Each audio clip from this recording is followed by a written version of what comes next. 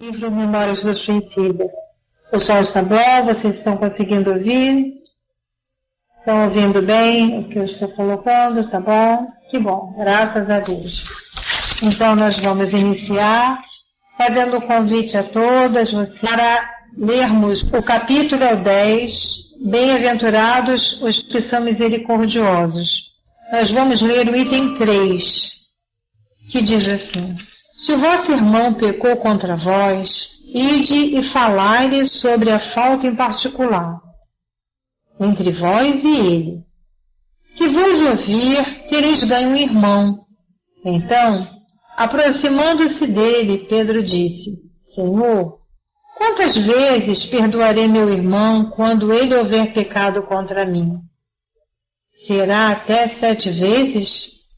Jesus lhe respondeu: eu não digo até 7 vezes, mas até 70 vezes 7.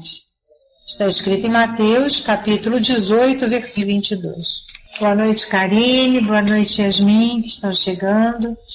Após o trecho do nosso Evangelho, nós vamos agora convidar a todos vocês, a nossa querida Jana, que a hora também está chegando, para a nossa prece.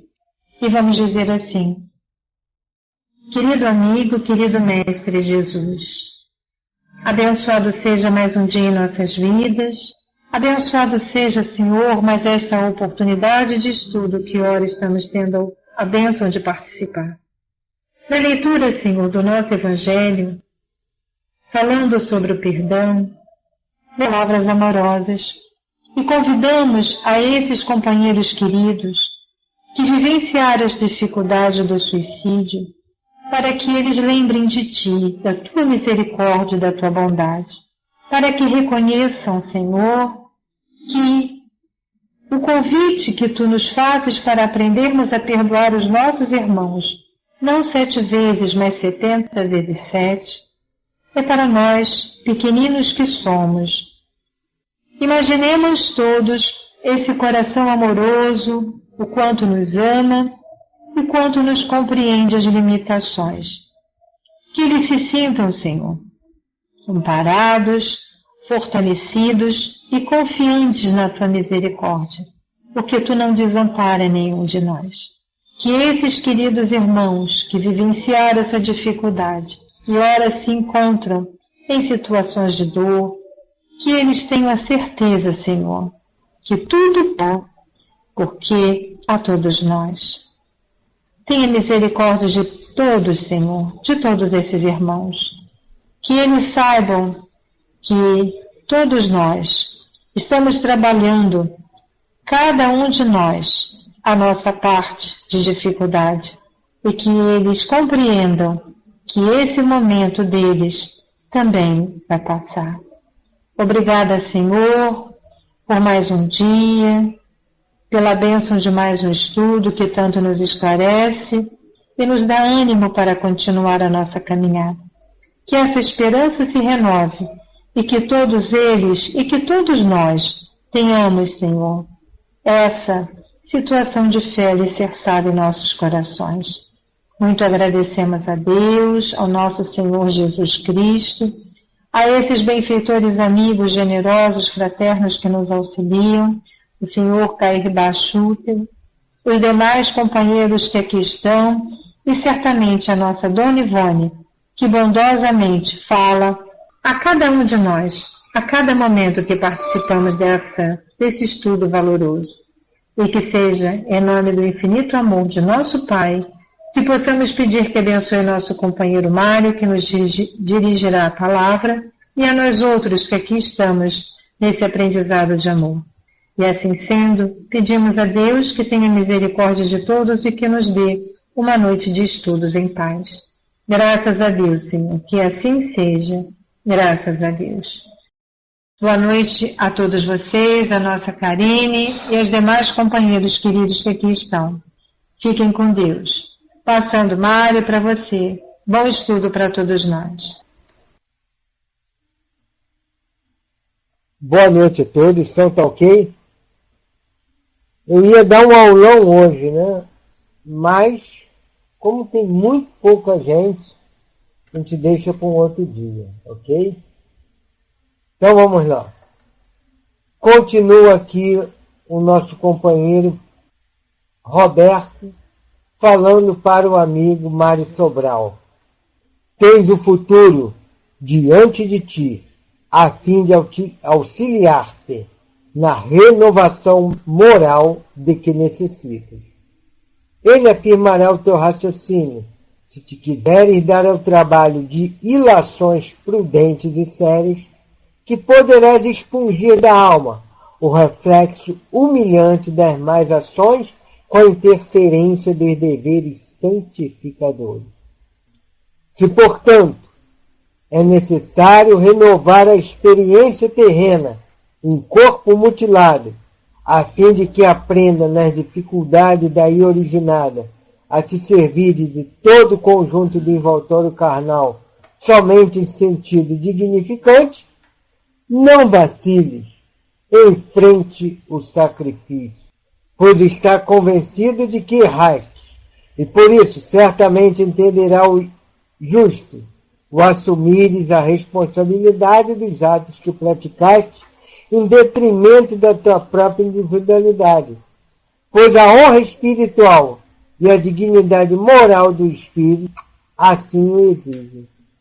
E se a tempo souberes clarear o teu ser com os resplendores da confiança em Deus, da esperança na sua paternal bondade, alimentando de coragem e resignação, certo de que jamais te abandonará nas asperidades do caminho reparador o amor daquele Pai que não condena, e sim ajuda a criatura a erguer do abismo em que se deixou resvalar.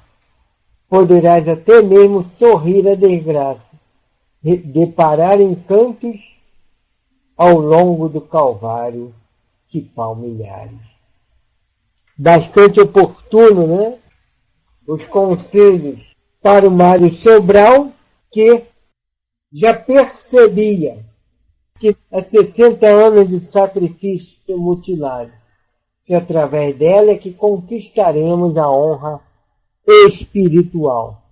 O futuro é uma palavra que muitas vezes nós não temos muita noção do que seja, né? Então nós às vezes não temos muita noção exata da palavra futuro dentro de nós. Usamos a palavra como uma coisa muito vaga. Né? Soa vago às vezes para a gente. O futuro vai chegar, no futuro eu vejo isso. Mas não percebemos que, na verdade, futuro é oportunidade divina mais à frente. É folha em branco que a gente começa a escrever agora. É oportunidade. É até o dia seguinte. Oportunidade de fazermos diferente. Oportunidade de reabilitação. A gente só pensa às vezes no futuro para o mal, em punição, não é? Mais tarde ele há de pagar. Mas não pensamos às vezes na reabilitação. Usamos a todo momento a frase que os espíritos nasceram simples e ignorantes e chegarão à perfeição. Mas não analisamos em profundidade. Essa perfeição tem um caminho. Será o nosso futuro. Que é a certeza de que as mãos paternais de Deus estarão a nos amparar. Que a providência divina norteará o nosso caminho. Mesmo que nós saiamos da linha reta, seremos chamados a uma nova condução. Então o futuro é o nosso auxiliar. É o auxiliar daquele que errou. é o auxiliar daquele que quer construir, é o auxiliar daquele que consegue uma missão a desempenhar. Então ele diz aqui, tens o futuro diante de ti, a fim de auxiliar-te na renovação moral de que necessita.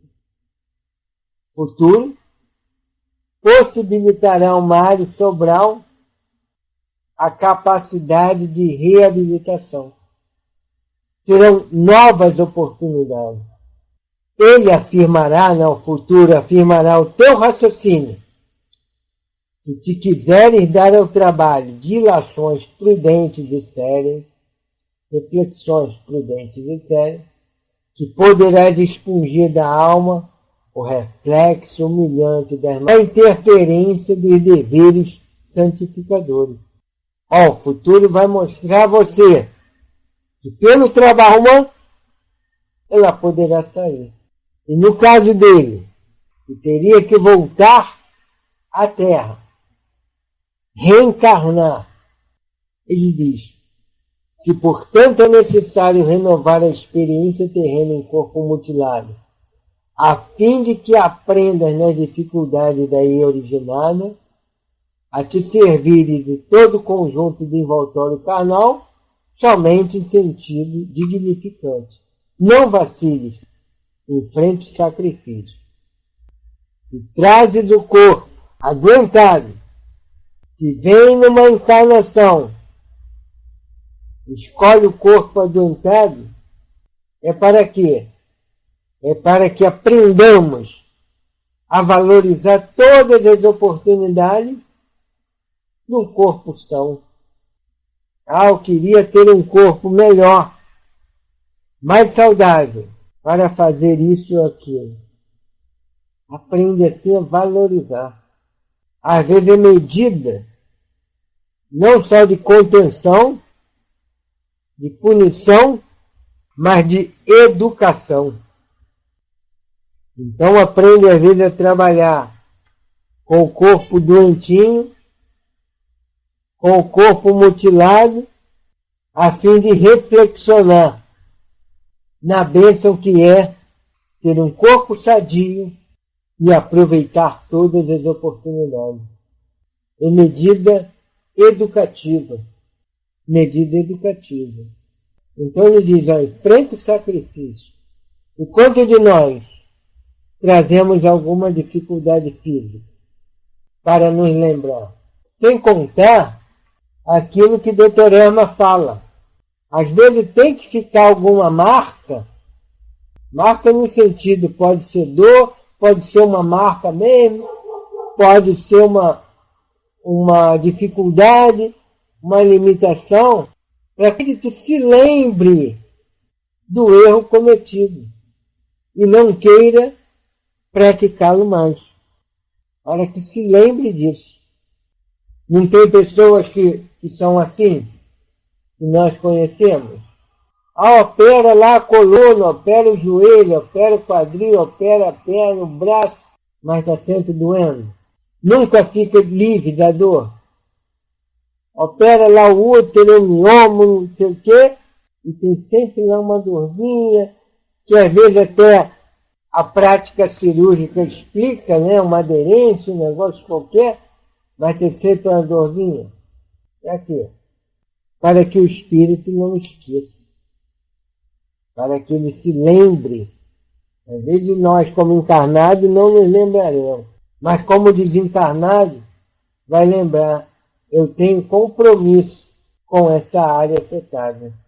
É preciso que eu seja lembrado sempre.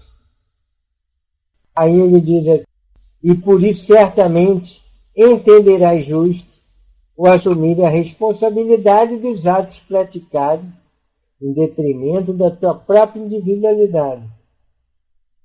Pois a honra espiritual e a dignidade moral do espírito assim o exige. Assim o exige. Então, ele sabia que viria num corpo difícil, porque ele já tinha o sentido de que tinha errado, a noção de que tinha errado. Era necessário, então, que ele se pegasse nisso, ó. Estou assumindo a responsabilidade dos meus atos. Estou assumindo a responsabilidade dos meus atos. Então era necessário, porque ele cometeu atos que foram contra a sua honra espiritual, né, a sua dignidade espiritual, que foi o suicídio e o assassínio, e a contra a dignidade. Por quê? Porque tem certos atos nossos que se nivelam à animalidade novamente, ao instinto. Quantos atos de cólera a gente já deve ter tido e que nos nivelou à animalidade? Isso fere a nossa dignidade espiritual. Tudo bem que ainda moram dentro de nós, mas pela nossa dignidade espiritual, pela nossa honra espiritual, não era mais para nós cometermos tais atos. Não só a honra espiritual, que é a dignidade espiritual, sentimento de dever que o espírito tem, a probidade mesmo, e a dignidade moral. É aquele procedimento moral, né? Dignidade, que faz com que a gente se sinta dentro de uma certa paz, onde adquirimos o respeito à lei. Essa é a dignidade moral que ele conspurcou e que era necessário reaver pela reencarnação de lutas. E ele, avançando no futuro, visualizando o futuro, diz assim para o Mário: e se a tempo souberes clarear o teu ser com os resplendores da confiança em Deus, da esperança na sua paternal bondade, alimentando de coragem e resignação, certo de que jamais te abandonará nas asperidades do caminho reparador, o amor daquele que não condena e se ajuda as criaturas a se erguer do abismo em que se deixou resvalar, poderás até mesmo sorrir a desgraça, deparar encantos ao longo do Calvário e palmilharás. Então era necessário que o mar ao longo do caminho clareasse o seu ser com a confiança em Deus, na esperança da sua bondade paternal. Não tem outro jeito. Diante das lutas acerbas, só mesmo a fé em Deus é capaz de nos garantir um certo equilíbrio. Não que vamos ter todo o equilíbrio do mundo, mas nos garantir um certo equilíbrio que não nos faça perder a prova. Então essa bondade, essa confiança em Deus, na bondade da paternal, na paternal bondade de Deus, alimentaria ele como alimenta a nós de quê? Coragem e resignação. Coragem para enfrentarmos as lutas. E resignação diante daquilo que nós não podemos mudar no momento, porque é fruto de ações passadas. E Deus, que não nos condena, mas nos ajuda a nos reerguermos do abismo, diz ele que a confiança será tanto que até sorriremos diante das desgraças. Deparar encanto ao longo do Calvário que palmilharás. E a gente ombreia com muitas pessoas assim, né? Então, ombro a ombro conosco. Quantas pessoas lá na Malé, no nosso núcleo assistencial, núcleo beneficente Antônio de Aquino, quantas vezes nós encontramos assistidos que passam por lutas acerbas e estão sempre sorrindo. Chega a nos envergonhar, né? Quantas vezes? chegamos intimamente a olhar aquelas provas e dizer, será que eu teria coragem de passar por essa prova com tal resignação? Será que poderíamos passar por essas lutas guardando o mesmo equilíbrio? Então são almas assim, que passam muitas das vezes, chega até a sorrir diante da desgraça. E quando nós vemos aquelas reportagens sobre as secas, e a gente vê como aquele povo tem fé, hein? Seja aquela fé direta em Deus, seja a fé direta intermediada pelo Padre Cícero, seja a fé em Deus intermediada lá na figura de Nossa Senhora da Aparecida, e tantos outros, né? Também espíritas também, quantas pessoas aí nas dificuldades, e que estão nessas provas, que conseguem passar por elas, por conta dessa confiança em Deus, que garante a nós esse equilíbrio que nós necessitamos. Eu recebi um e-mail ainda há pouco, que no finalzinho, aquelas assinaturas, estava uma frase de Dr. Erma que diz assim: aprender a amar, a respeitar, a entender a Deus é o grande caminho que temos.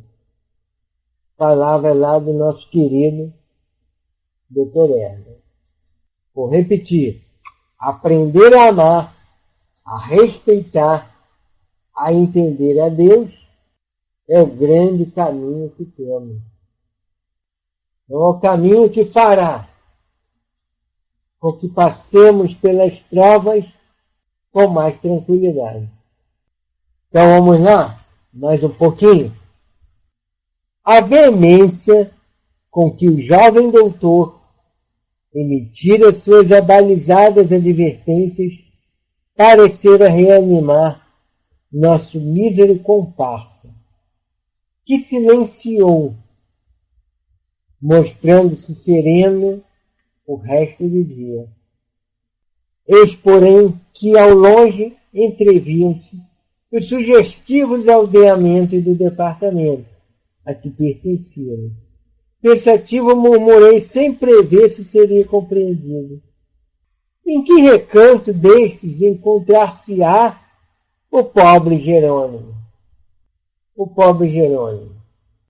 Nosso amigo Jerônimo de Araújo Silveira encontra-se acolá, detido no isolamento, retorquiu Carlos de Canalejas, como infrator que foi do regulamento do hospitalário. Por que dão a essa dependência designação de isolamento? Interpelou Mário receosamente. Porque para ali são enviados aqueles cujos procedimentos se contrapõem às disciplinas exigidas pelo regulamento do hospital. Os inconformados, que abusariam da liberdade, sem serem, todavia, verdadeiros rebeldes. Será uma como prisão. Repugna, porém, esse vocábulo humilhante aos diretores da colônia, e que, ao demais, não traduzirá a natureza, a verdadeira natureza da finalidade a que se destina, como ainda havia de verificar. Jerônimo encontra, pois, detido perfeitamente, a seu próprio benefício e para o bem daqueles que amam. Mário agitou-se impressionado, voltando a perquirir.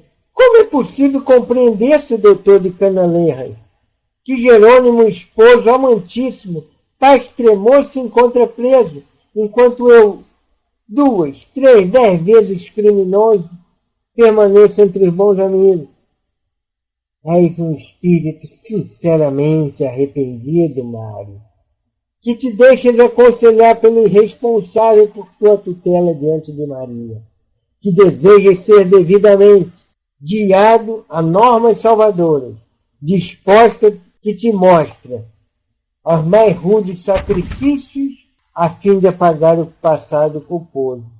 Enquanto Jerônimo obsidiou-se com inconformidade e incompreensão, apegando-se intransigentemente a todas as recordações do passado, cuja perda lamenta e do qual vive, sem força para esquecê-lo, avessas cogitações de elementos para suavizar a situação, que seria bem outra se se desse a prudência da resignação.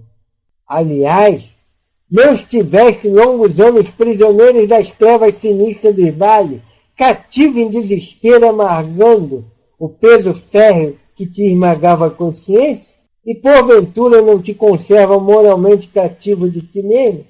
Pois tua mente desgostosa e inconsolável não proíbe a teu coração e ao teu entendimento toda e qualquer satisfação? Surpreende-me verificar, quando morremos poderemos sofrer, entre muitas coisas inesperadas e surpreendentes, o fato de nos vermos arremessados a uma enxovia. Murmurei contrariado com a novidade que se me figurou absurda. Carlos, porém, delicada e bondosamente, conquistou-me o raciocínio como conquistar o coração, apenas com essa sensata e lógica exposição. Em primeiro lugar, Camilo, és tu quando eu apenas tratei do isolamento, pois o vocábulo prisão torna-se impróprio para a finalidade que se verifica. Em segundo lugar, convinde todos vós que não deveria constituir surpresa a existência de prisões aqui no além-túmulo. Foste homem de muitas letras, pensadores eruditos, profundos dialéticos, e tal ignorância se torna notável justamente para ser esclarecido. Pensamos aqui muitas vezes e depois chegamos a compreender as atuações gerais dos espíritos desencarnados superiores, sobre o que a humanidade terrestre, se não existissem repressões nas sociedades espirituais, uma vez que mesmo havendo hordas sinistras de malfeitores do plano invisível, atacas todas as horas os homens incautos que lhes favorecem o acesso, contribuindo para suas quedas e para a desordem entre as nações. Comparando por aqui, bastante coisa, né? Então nós vemos que ele pergunta sobre Jerônimo. E é dito que Jerônimo está no isolamento. E ele fala, a Jerônimo no isolamento? Ele está detido? Está detido. A benefício próprio e para o bem daqueles que amam. Porque imagine a cabecinha do Jerônimo, como estava. Ele quis porque quis vir à Terra sem nenhum preparo. Logo depois de socorrido para o vale. Um espírito comum já seria difícil. Imagina um suicida. Pede para vir sem preparo. Exige que tragam ele sem preparo. Exige. Voluntarioso. Impertinente. Chega aqui. Encontra a família toda em sofrimento. Sofrimento que ele próprio causou. A riqueza se perde. Os filhos se destrambelham. Um vai preso. Outras fazem mau casamento. A mulher vai trabalhar de carreta, de peixeira. E a filha é prostituída muitas das vezes pela mãe. Trabalhando lá de peixeira, de carregadora de coisa, no cais do porto. Se destrambelha mais ainda. Se qualquer um de nós visse uma cena dessa, já seria difícil. Imagine quem está destrambelhado. Como ele se portaria agora no hospital? Ele que está em si mesmado, obsidiado, conforme disse o Carlos, pelos próprios pensamentos. Tinha ou não tinha que ir para o isolamento? Tinha ou não tinha que estar detido? Detido, a gente pensa igual o Camilo. Prisão, igual daqui. Não, é detido para não ter contato com os outros e não prejudicar os outros. Aqui deveria ser assim, né? Medida educativa, mas já fazemos isso. Fulano é um criminoso, fulano mais ações. Ele fica detido, afastado daqueles homens, entre aspas, homens de bem. Seria isso, né, o certo. Então a detenção era essa, ó, você tem que ter a liberdade cerceada, não afete os outros, não prejudique a evolução dos outros, a melhora dos outros. E vocês se admiram de aqui ainda ter prisão no plano espiritual? Pergunta o Carlos. Vocês já viram as hordas sinistras de malfeitores que muitas vezes atacam as boas obras, tentam atacar e atacam também os homens encarnados, levando-os a toda sorte de queda e de desordem entre as nações? Já viram isso? Então é necessário que tenha essas prisões, que não é a prisão igual conhecemos, é apenas o cerceamento. Camilo fala como se fosse uma prisão física, né? Uma prisão terrena, perdão. Uma prisão terrena. Mas não era. Ele diz, ó, você que está chamando de prisão. Eu estou chamando de isolamento. Ele foi isolado. E ele diz, vocês também não ficaram cativos dentro do vale? Que era o vale senão o isolamento de vocês? Que era o vale senão a prisão educativa? Então ele diz, vocês eram homens de letras e desconhecem isso tudo? Vocês desconhecem isso tudo?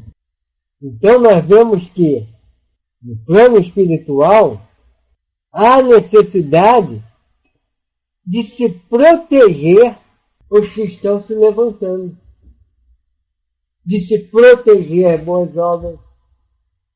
Se nós colocamos cadeados, redomas, segurança, alarme, a proteger, por exemplo, a obra de arte, a nossa casa, câmeras, para as coisas materiais, para proteger coisas materiais que hoje existem, amanhã não existirão mais, que dirá com que cuidado deveremos guardar as realizações espirituais. Então, fica aqui o nosso raciocínio, mostrando que não havia nenhum absurdo em Jerônimo estar no isolamento. Então a gente continua semana que vem. Não vai ter o aulão, faltou algumas pessoas, né? Assim não seria justo. Então eu vou passar a palavra. Vocês falaram um pouco na aula, não sei se estava bom ou se estava ruim o assunto, né? Não tive assim um feedback, mas acredito que satisfez a todos, até porque buscamos dar o melhor de nós. Valeu, Azul Turquesa. Obrigada. Yasmin, valeu.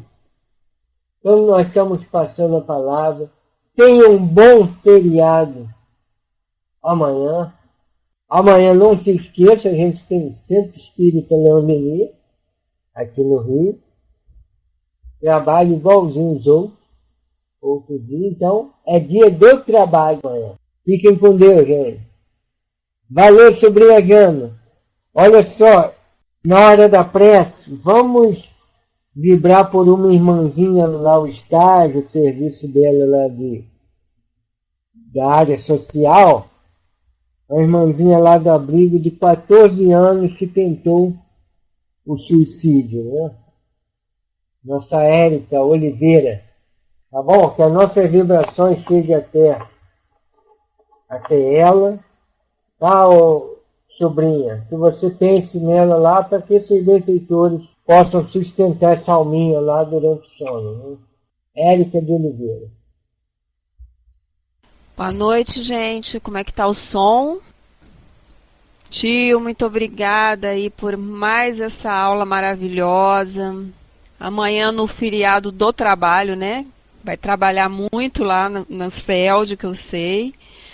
Para nós vai ficar essas lições, para nós pensarmos, refletirmos, porque não é só aí no livro, né, voltado para os suicidas, mas sempre para o nosso dia a dia, para nós conseguirmos ir fazendo um pouquinho que Dona Ivone passou para nós, né, nesse livro maravilhoso. Então vamos agora meditar sobre isso tudo que a gente aprendeu, que o nosso tio querido trouxe para nós. E vamos pensar em Deus, em Jesus, nos nossos bons amigos espirituais, a nossa querida Mãe Maria, a Ivone Pereira, para que continue nos envolvendo a todos aqui nessa sala, nos dando perseverança, nos dando coragem para colocarmos em prática essas lições que nós vamos aprendendo, para que todos aqueles que partiram daqui também através do suicídio, que eles possam, nesse momento, sentir-se nesse mesmo estado de graça por essas lições trazidas pelo nosso tio, tendo confiança, esperança de renovação de suas vidas, para que eles possam continuar a sua trajetória na espiritualidade e depois na Terra. Pedimos também a esses bons amigos espirituais que amparam esse trabalho, pedimos a todos os jovens do nosso planeta, todos os jovens do nosso Brasil, que possam estar nesse momento intuídos a praticar o suicídio, que eles possam ser alertados, que o seu coração possa recuar diante desse ato e que possam pedir ajuda e entendimento dessa situação, que eles possam estar envolvidos, para que eles possam conseguir superar esse obstáculo, as suas provas e seguir em frente a jornada na Terra, na certeza de que somos imortais e que esse ato não levará eles a nada, apenas uma situação pior. Como disse o nosso tio, eu peço pela menina Érica de Oliveira, que ela possa, que os amigos espirituais possam nesse momento envolvê-la em vibrações de esperança, de confiança e de renovação, apesar de toda a dificuldade que ela passa no abrigo de crianças, mas que a esperança possa envolver o seu coração em dias melhores e um futuro melhor. Que assim seja, Senhor. Muito obrigada por mais essa oportunidade de estar aqui, Senhor. Tão importante na minha vida e eu sei que na vida de todos que aqui presentes. Que você possa continuar, Deus nosso Pai, com a nossa querida Céia, com o nosso querido e amado tio, com Yasmin, com a prima Mana, com Karine, com a Lúcia, com o Jô Santista, com o ND Dias, com a Nina, com a nossa querida Vidas, com a Azul Turquesa, com Eurives, com a nossa querida Canda, que não veio hoje, com todos aqueles que não puderam estar na nossa sala no dia de hoje. Fique conosco, Pai amado, que assim seja, graças a Deus. Gente, obrigada aí por tudo, tio, obrigada aí por essas lições maravilhosas de hoje. E um bom trabalho amanhã no dia do trabalho pro senhor. Um beijo, Vidinha. Se for trabalhar também, um bom trabalho. Fica com Deus.